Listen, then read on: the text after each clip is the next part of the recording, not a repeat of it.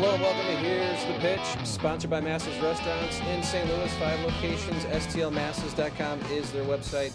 Go there for their menus. Look for directions. If you're driving through St. Louis, you can find them. And if you were a WWE fan, I'm sure you probably went there after you saw Santino Marella entertain you with the Cobra. I'm so excited today. Santino's with me. Anthony Corelli is here. But they know you as Santino, right? I mean, can you go anywhere without being Santino these days? Yeah, 99% of the world knows me as Santino, so I'll definitely respond to it. Yeah, and when I contacted you, I wanted to make sure I was respectful, but I wanted you to know that I knew who Santino was. But thank you for joining me, and I guess right now I want to talk to you first of all about what you're up to, because we don't see you as much, but I do know that the Battle Arts Academy is something that you started up in Canada, and I think right now, obviously, everyone within earshot of COVID, I guess would be everywhere, is having issues. So just tell me how it's going for you right now. I don't know, it's not open, right? Yeah, well, we've been open for 7 years. And then, of course, this April, we had the first wave and we shut down. And it was actually an awesome break because it's a lot of work, man. I do everything, from marketing and coaching and payroll and, if something breaks, I got to fix it. And it's a massive job that probably shouldn't be for one person, but it was for a long time. And then we opened back up and everything was just starting to run awesome. And here we go again, phase 2.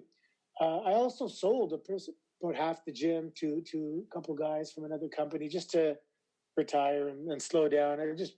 COVID was an eye-opener, I was working on some days, like 16-hour days, and then working on the weekends and doing other stuff. And I mean, there was one time I worked like 7 days a week for like 3 months. It consumes you, So we've just moved up to the country 2 weeks ago, and I'm going to go in and coach once a week. Someone else is doing the day-to-day. So we kind of semi-retired 2 weeks ago, and it feels pretty good, man. I can't complain. I'm very jealous of you right now. This is my dream, is to retire, move away from people, and just have land. Yeah, I swear, it feels like there's no COVID up here.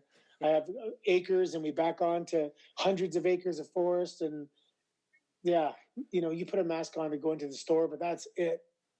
That's awesome. Well, congratulations, I think, because I think you were talking about that. When COVID first hit, it really did just slow everyone down, and it was almost like, nice, take a breath, hopefully you have a job, but then it went on and on and on and on, and now it's just it's really a nuisance, but hopefully there's a vaccine, right? I don't know.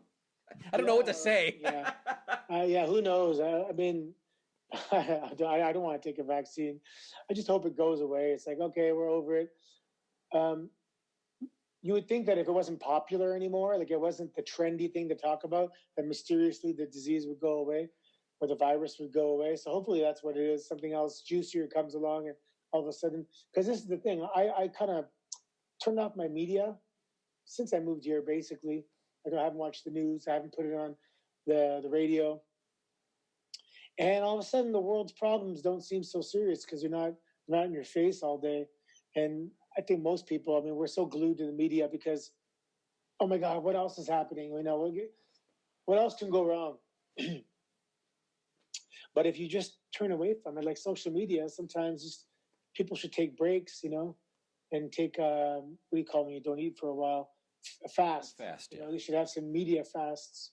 I do it all the time. I actually started following one person because they were just doing a lot of news right in a row. And this morning, it was just nonstop bad things. And I'm like, I don't need this first thing in the morning. So I went ahead and deleted that account and didn't read it. But that's what you have to do. And enjoy podcasts with former WWE superstars. So I, again, appreciate... If I was driving as much, like when I was driving to work every morning or driving on the road, podcasts are fantastic, man, to kill some time and get some information, be entertained, and get to where you need to get without being bored. Yeah, and so on this podcast, I really do get to the point where I want to hear the rise of how people became and how it got there. And I think a lot of people remember your story at Raw, just coming out of the seats, and now you're Santina Marella and you fly. But tell me about those years early before that. Where did it start? What made you? I know you had kind of a judo background, and so you had a martial arts background. But who says, hey, man, you might want to get in the ring. You know, there's an independent. Just give me a little bit about that early 2000, 2001 for you where you decided to do this. Yeah, for me, it was, I guess I wrestled in university and amateur wrestling as well. This is 93. And then there's a guy on my team, and his dad was Don Koloff. His dad was a professional wrestler, wrestled in Calgary Stampede, wrestled in WWF at the time. And he had a school just north of Toronto. And I had that moment where I'm like, oh my God, this is just a life-changing moment here where I just connected with my future and my destiny. And then I graduated university and worked in the corporate world a little bit. But I always knew I was going to do it. It just had to be the right time. And yeah, when it was the right time, we started training. And after about a year, I had my first match. And then after about 6 matches, I realized that there was really, like, nobody was seeing these matches. This is before, social media and smartphones. So you're lucky if you get a VHS copy, and then you got a mail VHS. Anyway, so I said, I have to get out of here. And the one connection we had at the time was Japan. One of my coach's former students had an MMA fight and was doing work shoot style for a company called Battle Arts in Japan. And, I said, can you call them? Can I go there? So I packed up. I sat my daughter down and said, hey, I got to go on this mission, man. And, I'll be back in every 3 months, but I got to go there for a couple of years and do this, So she was supportive and understanding, and flew over there with my bags and had to pay my dues, man. I stayed in a hostel for a few days till I found an apartment. It was a little bachelor. How was it a month? Maybe $500 or like 470 bucks. How many people are in your room with you, and how many showers? Yeah, just me. It was a little bachelor apartment. Yeah, wasn't like the movie, right? Not the movie where you got crazy people down the hall. It was the size of a bedroom with like a little bar fridge and one burner and one sink. And I had to fight my way through the dojo, show up there and grapple everybody. And as I got in better shape, I was good at grappling, but I was in horrible shape cardiovascularly. And after I got in shape, I beat everybody in the gym. And then they gave me an opportunity to have a match. And then everything was going great. And then I overstayed one of my tourist visas by like a week, and I was banned from Japan for a year. And I was just like, what the hell?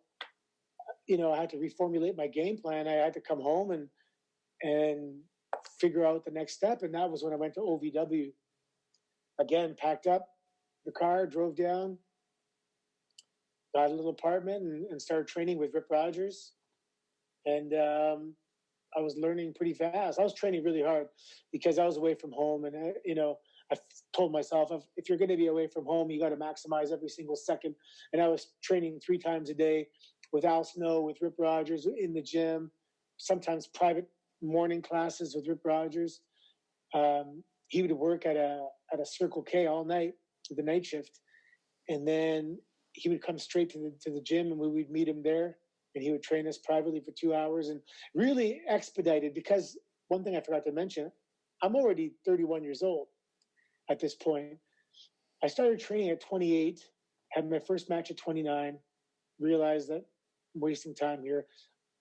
All of 30, I'm in Japan, get banned. 31, I moved to OVW. Now I'm learning from scratch because I don't know how to wrestle WWE style. I just do work shoots and like that's it, this kind of MMA style.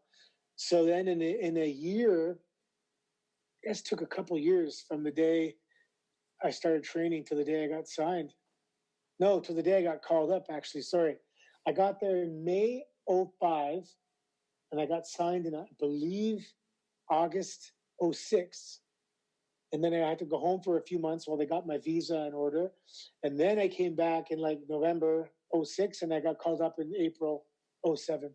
What is that? Tell me a little bit about that time frame, because a lot of guys, either they get some promos that start before they go out and do their thing, or there's some video package that are created.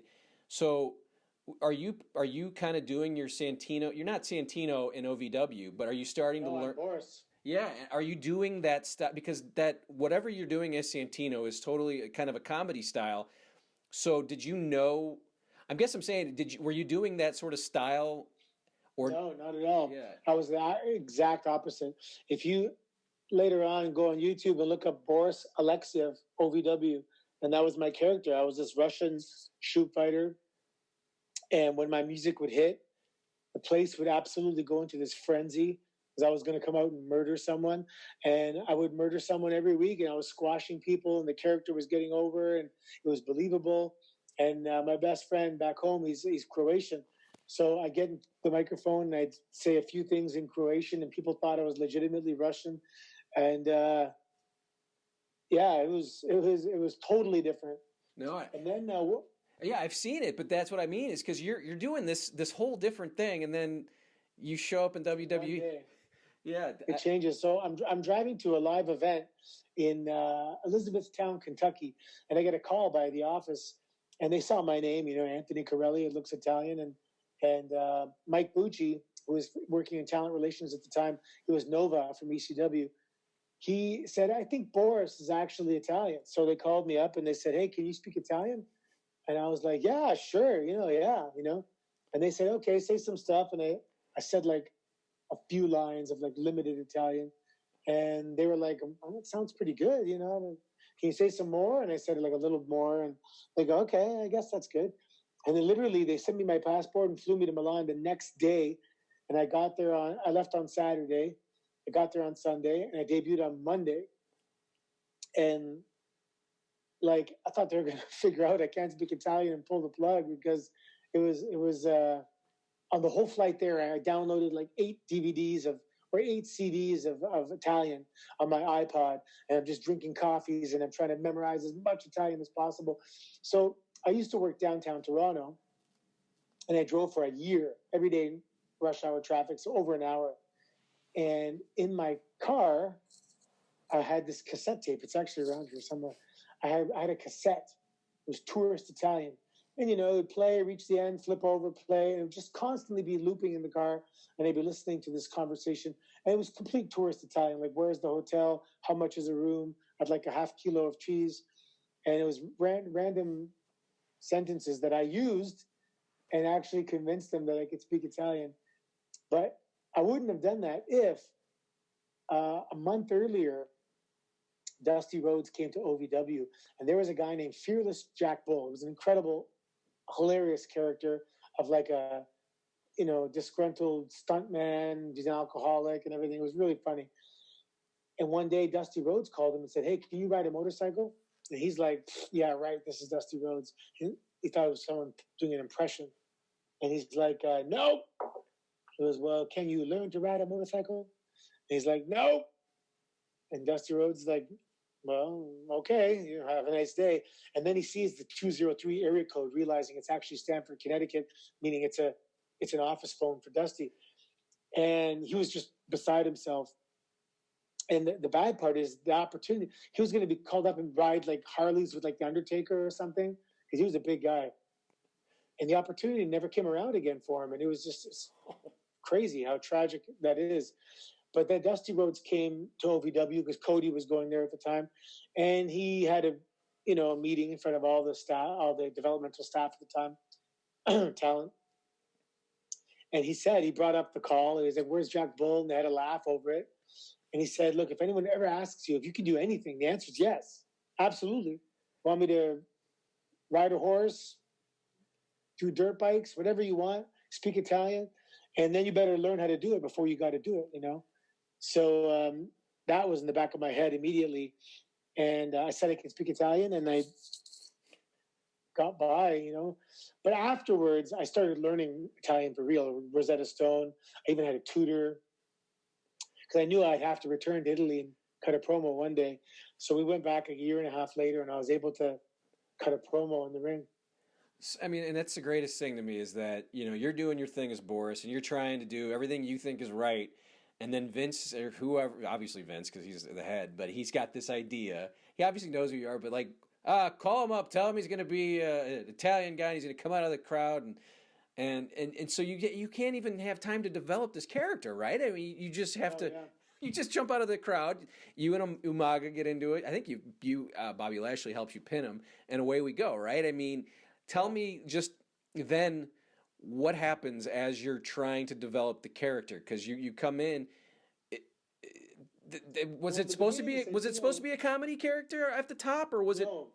In the beginning, he was supposed to be a babyface, but people really rejected the idea of some guy coming out of the crowd and being able to hang with WWE superstars, sneak a victory over Sheldon Benjamin, sneak a victory over Chris Masters. Like, who is this guy? Bullshit, And it wasn't working. And then one time I had a rematch with Umaga, and he was like just decimating me. And the crowd was like, one more time, like, kill this guy. And they were like, yeesh, this is not working.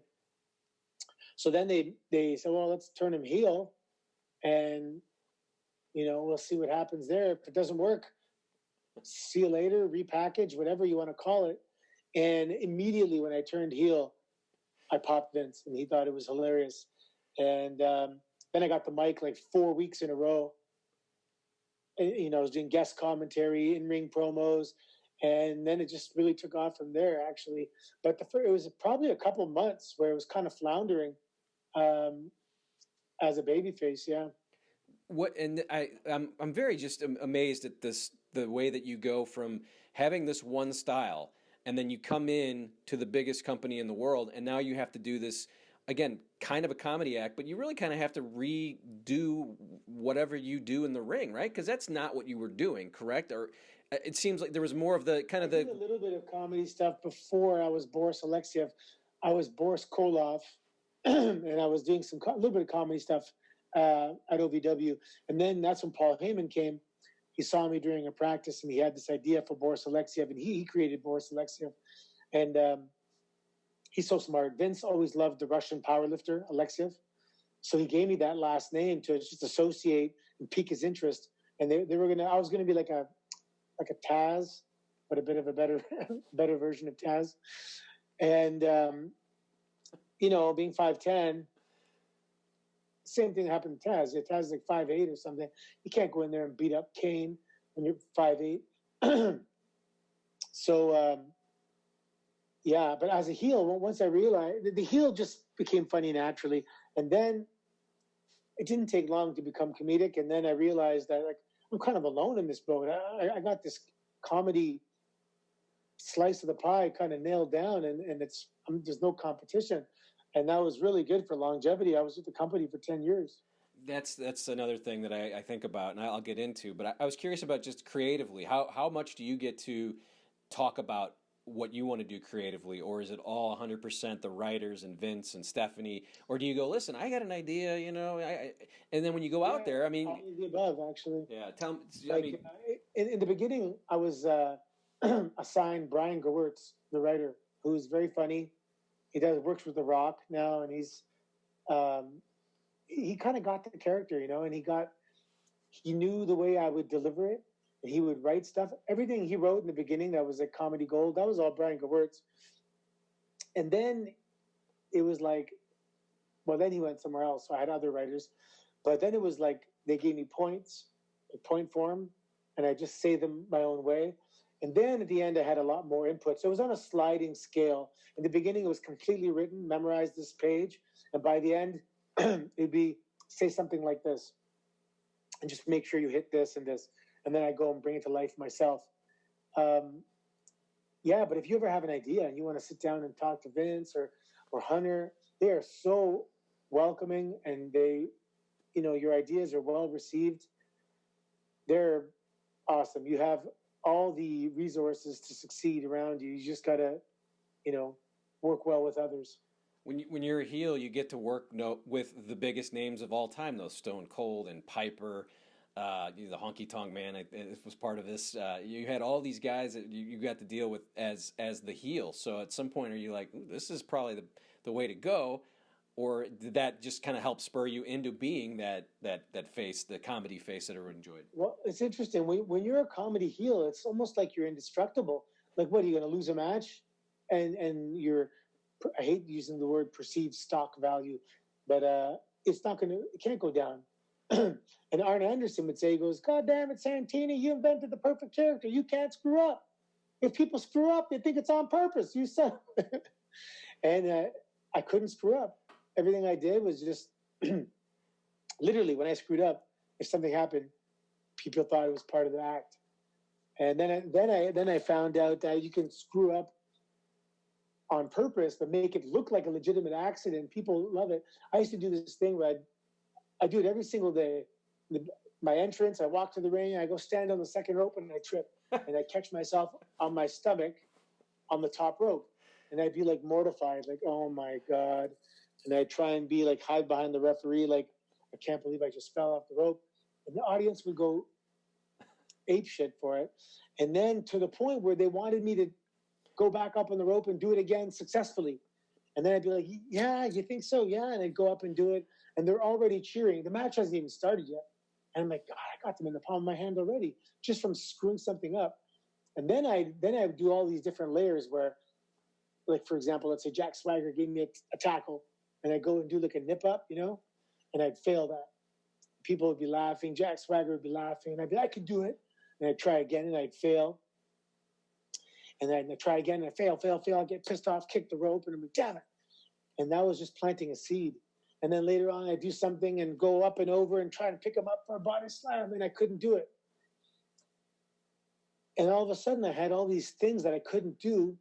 And then at the end of the match, all of a sudden, I do a nip up, and I'm successful. The audience cheers. He comes running. I duck, run, turn around, pick him up for that body slam. I finally get it.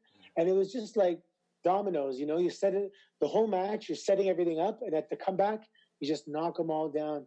And that was when I really started mastering my craft near the end, just before my neck said, that's enough. Yeah, I mean it's an amazing story too, because like you said, I mean comedy guys, that can get old on the fans. Like they can, all right, seen that bit, but people were not ready for you to leave. But I watched a lot of stuff before because I wanted to get myself reacclimated. When you defeat Jack Swagger and the pop of that crowd, is that the best pop? You win the U.S. title. I mean, it's one of those underdog stories. That was a good time in my career because I was very close to the Elimination Chamber.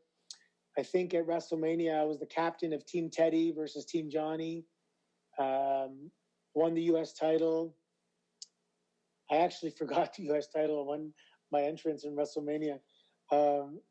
Zack Ryder's like, where's the title? And I'm just like, and I don't draw any attention to it. I forgot it back in Gorilla. The Elimination Chamber was... But see, there's something you could just run back and go get it, and everyone's, oh, you forgot the title. I could have. It would have been a Santino thing to do. The Elimination Chamber was probably the loudest I ever had an audience. When I hit Daniel Bryan with the Cobra, and I was we were the final two. And one person ever only kicked out of the Cobra with the sock on it, and that was Daniel Bryan at that moment. So the people were really well conditioned to believe that that's it. And they were like, this guy's going to win the title. And that was the biggest one. No, they popped on the actual Cobra because that's it. And then the 1, 2, it was a really, that was a cool moment too. This was when I was really watching when you started calling yourself the greatest Intercontinental title championship of all time, and I really was hoping that you would hold this thing for 5 years because it would have been great. I mean, because the Honky Tonk Man was a comedy character, even though he was a really good heel. It was really a comedy character. You saying that you're going to be the greatest, it just was funny. And who was kind of behind all of? I mean, you have writers, you have Brian, you have everybody around, but how much did you want to embrace that? Well, in the beginning, the Honk-A-Meter, that was Brian Gewirtz. He was still around for that. And then, what's funny? When I do signings and I meet people, everybody brings up the fact that the Honk-A-Meter was stopped too soon.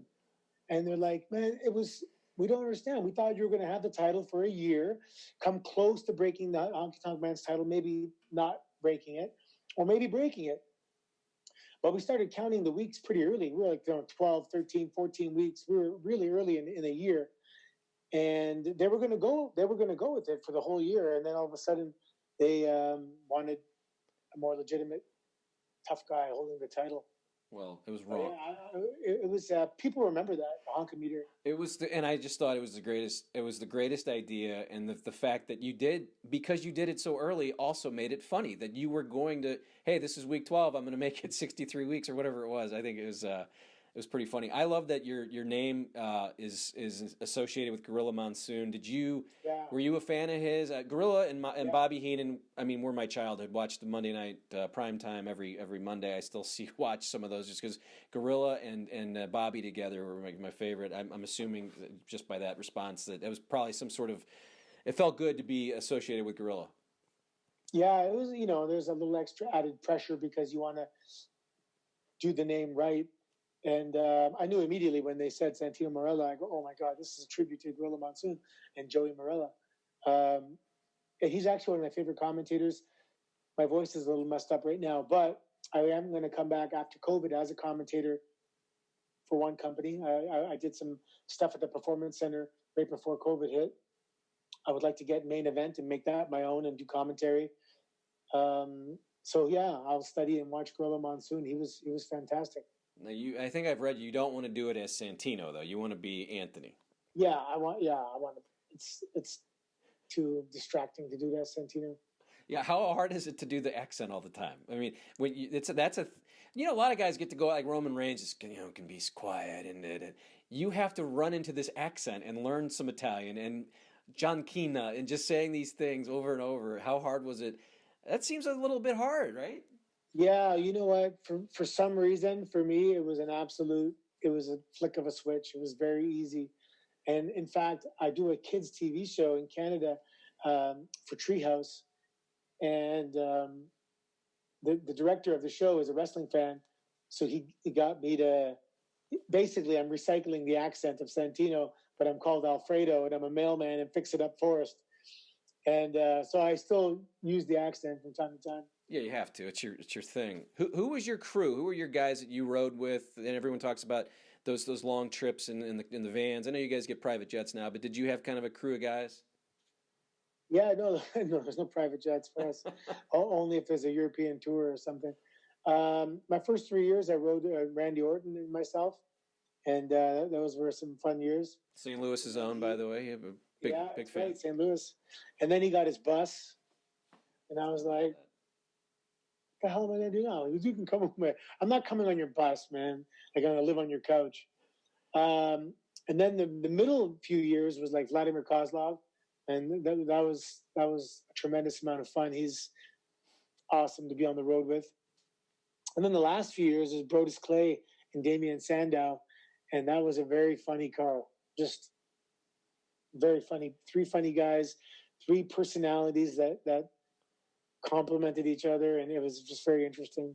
Those are 2 guys that, both. I'm going to say, Brodus, I loved all of it, every time, and he did the same thing every time. It was sort of Godfather-esque, like he would just do the same bit. There'd be the song and the dancing, and I was like, I could watch this every night, and we became fans of that, and I was mad that went away so fast.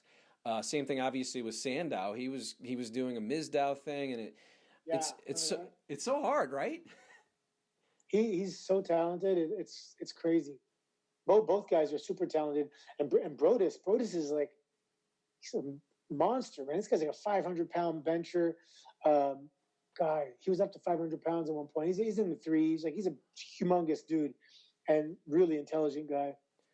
Vince McMahon, he seemed to embrace his character, right? How much did you get from Vince as this thing was getting big for you? Was he kind of always? I didn't.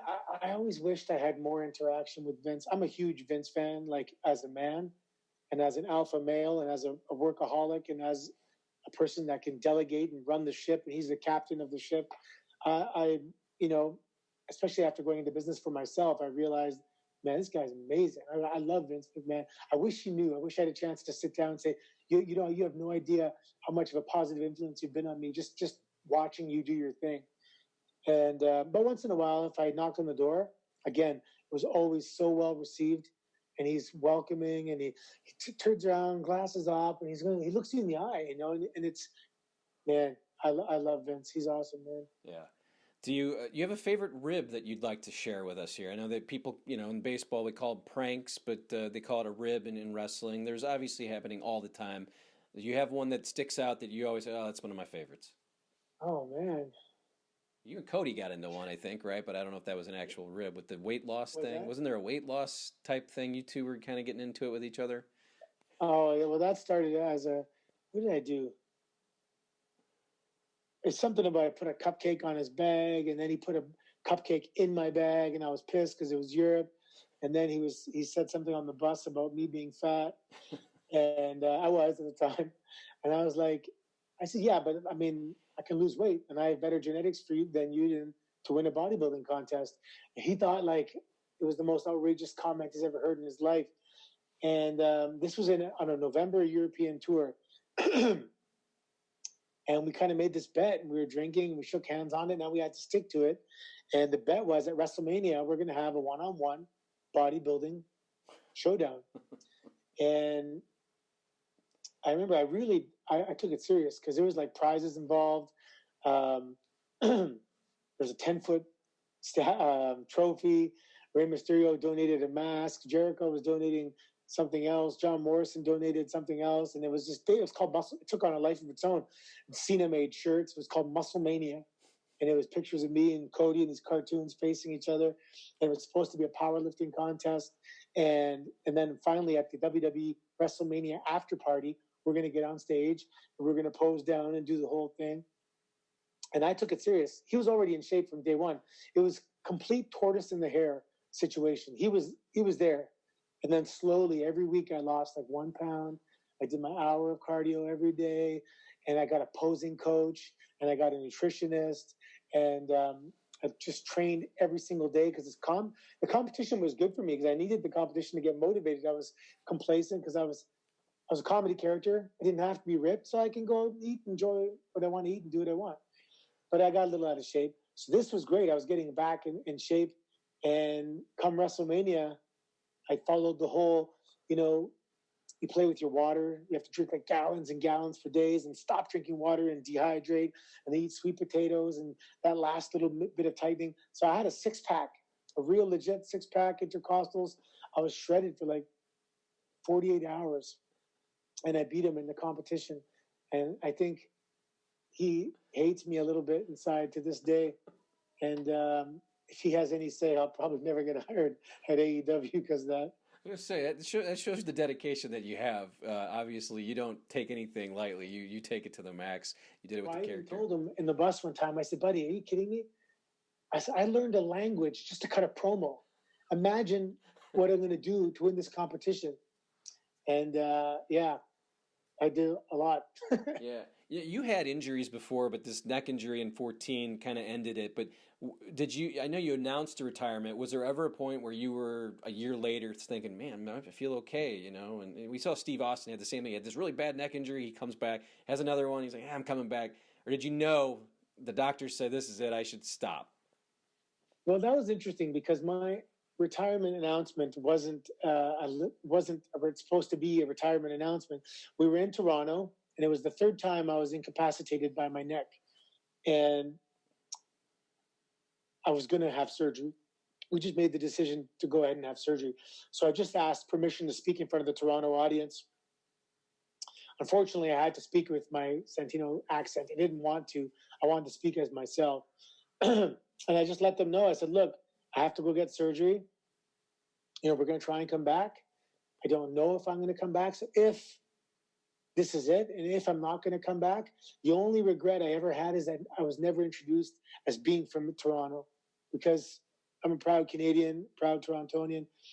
And yeah, a lot of people in Canada don't even know. I get people in my old neighborhood. They're like, what the hell are you doing here? Well, I live here, man. I'm from here. And they're like, you're Canadian? And they just didn't know. Because a lot of people, they watch TV and they don't, look further. They don't go online and look up stuff. They just watch the program and enjoy it. So anyway, then we're driving to Montreal for like Raw. And all of a sudden my phone's blowing up. Like, you just retired, bro. You retired. And I'm like, oh my God, did I just retire? I don't think so. And then we had the surgery. And then 3 months after the surgery, there was little bit of a botch. We had to go back in, and I think that kind of messed some stuff up going in twice. And then I just tried to come back, and it just never got well enough to come back. And I mean, I could have a match here and there, but to go on the road and, what am I going to do? Said, let's have a match, but hey, I can only do the offense. It doesn't work that way. So yeah, we just bowed out, and I wanted to be like a general manager or something like that. And that was it. I was already, how old was I? Gosh, I was 40. So I spent my whole 30s doing wrestling, and it was a good chapter. I had good closure. I don't watch it now. I wish I could be in there dropping an elbow off the top rope. I'd like to be a commentator, but that'll happen in time. Yeah. The Hall of Fame, does that interest you at all? I think you're a Hall of Fame character. A lot of people say that, actually. It does. My daughter's training right now. She's 25 years old, and she's a blue chipper. She's 5'8". She's a former Miss Teen Ontario. She's a biology degree. She's athletic. She's jacked. She's an actress. So she's probably going to go down next year, as soon as COVID's over, go down to NXT. And she'll be, I imagine, by the time she's 28, you'll see her on Raw or SmackDown. And she'll get have an opportunity to build her brand for several years up there. When she's on the road, I would like to get inducted if I could time it, just so that where the whole family's there and it's a special moment. Like if it's one of those weekends where she's having her first WrestleMania match and Dad's getting inducted to the Hall of Fame, that'll be incredible. They won't make her dress like a man, though, right? And have you be Miss Santini? Who knows these days? You did it, though. What? You did it, though. You did everything they asked you, right? I'll be Miss. And that was so a lot of people, like my original coach, when he saw me dressed as Santina, he was like, ooh, that's not a good sign. That's usually the end, when they try and squeeze out every last drop of entertainment, they dress you up as a woman. But I did it. I'm saying, you know what? I'm going to knock this out of the park. You give me lemons, I'm making the best lemonade you ever had. And it was so good. It was supposed to be one night, but it lasted for 3 months because Vince thought it was so goddamn hilarious. And it was actually some of my best work in terms of acting and just getting into a character. Some of the backstage stuff was really funny. And then, yeah. So my son right now is 2 years old. So, if the Hall of Fame was in 4 or 5 years, I think that'd be pretty good. I'll be 50 years old, and hopefully he'll remember it, watching Dad on stage. Okay, so if they call for next year's Hall of Fame, you're not going. You're going to wait. Yeah, just take a pass. I can't make it. I said, call me when I'm 50, man. Well, the Glamazon was in the Hall of Fame. And we were a duo. And I know in terms of legendary multiple-time champions, I wouldn't be judged in that capacity. I'd be there because of the comedic character and some of the stuff I've done. JTG always, from the beginning, he's like, if you stop now, man, you're already in the Hall of Fame. If you stop now, I mean, he's saying this like 2 or 3 years in. He goes, you're already Hall of Fame. You're already in the Hall of Fame. I'm like, stop saying it, man. You're going to jinx it. So, yeah, we'll see. But that is, this conversation we're having is because I was thinking, yeah, Bushwhackers are in. But you, and then maybe that's, the Hall of Fame obviously is something that's just very subjective with the WWE. Yes. But you did this for so long, and you could have, who knows how long you could have done it. You were doing it at the top of your game, so I don't think you need me to say this, but I think it would be obviously way more because of just the comedy act. It was, you just entertained way better, and you did this thing for so long. I actually have to ask you, can you cut a promo on me for 10 seconds? I need a Santino promo. I don't know if you can do one for 10 seconds. I'm Brad. I'm a loser from St. Louis. You got anything? So, Brad, you've been talking long times with your big mouth about what you can do to Santino Marella. Son of my gun, Brad, when I grip you with my manly grip, I'm going to crush your esophagus and make you spit blood. That was good. It's very violent. I don't remember Santino being that mean. He gets angry sometimes. He has a bad temper. Yeah. No, yeah, you know what? When I meet a lot of people these days, I just assumed that everyone's favorite was Randy Orton and John Cena, and Edge and stuff like that.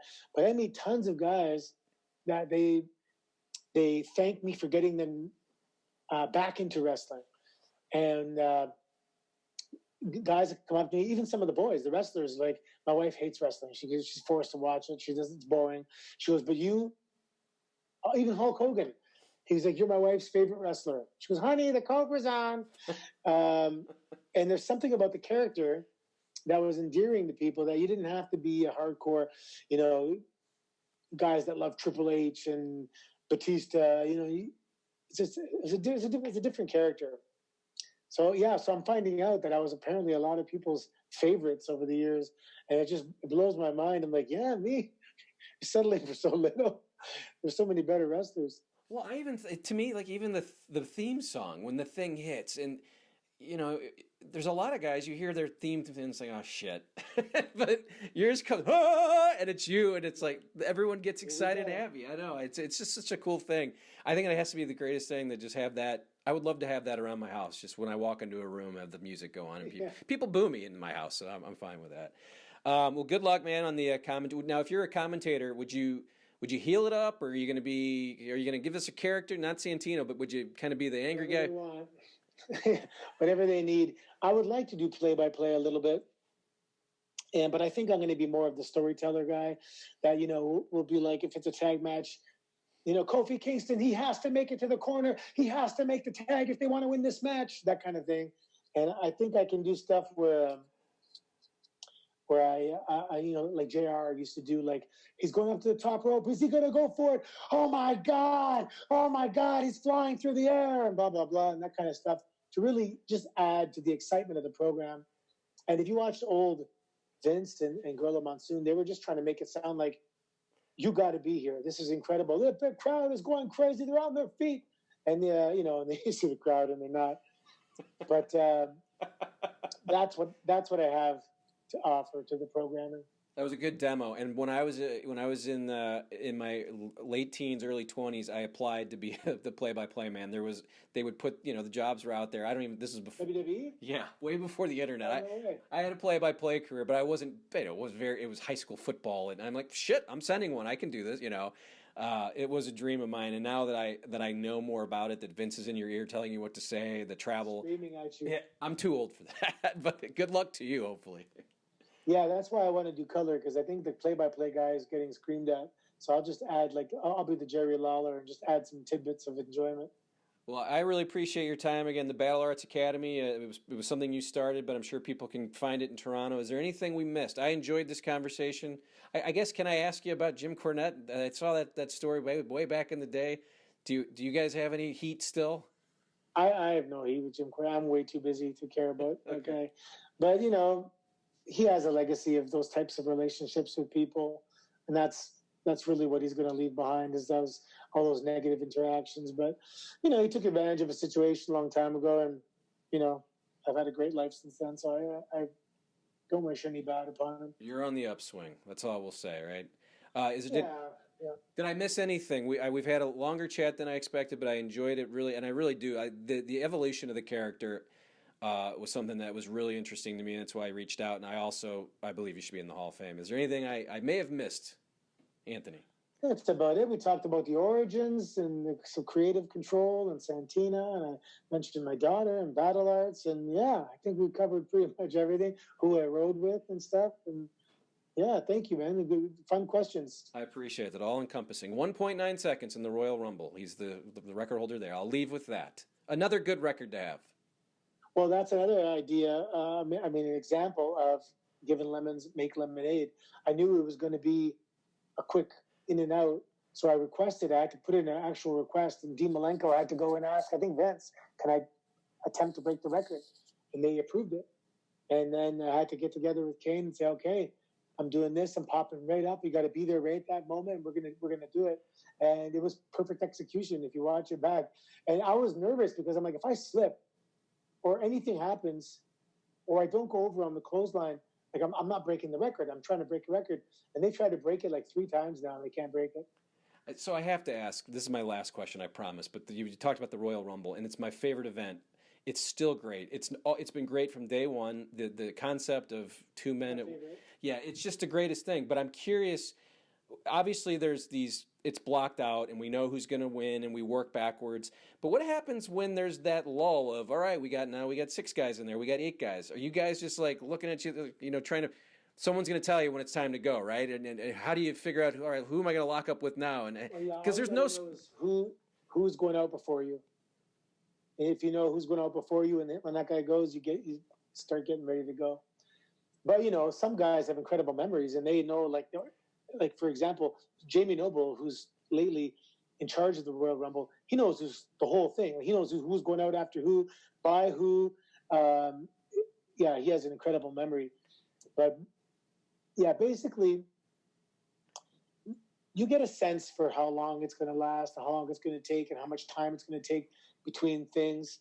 So you can get together with somebody and put together some stuff, and that's going to take place in between spots. And you have to also remember that there's only one area of focus. If the ring was dark and there's a spotlight, it would be on one thing at a time. So you don't want to do stuff at the same time and take away from someone else's moment. It's all spotlighted and highlighted moments. Yeah, and that's exactly what I would think, is like there's got to be, hey, there's going to be a spot over here. Let's make sure we're not doing something over here. I think it's great. I really did. I appreciate this time. And again, hopefully good luck to you, and we'll hear you on Main Event or somewhere on WWE, AEW, Impact. There's plenty of room for your voice out there. I appreciate your time. There is. Thank you so much. Have a great night. All right, thank you. And thanks, Anthony Santino, for joining me on Here's the Pitch. Sponsored by Masses Restaurants, 5 locations. STLmasses.com is their website. Go there, check out their menus, find the directions in St. Louis, and we'll see you next time.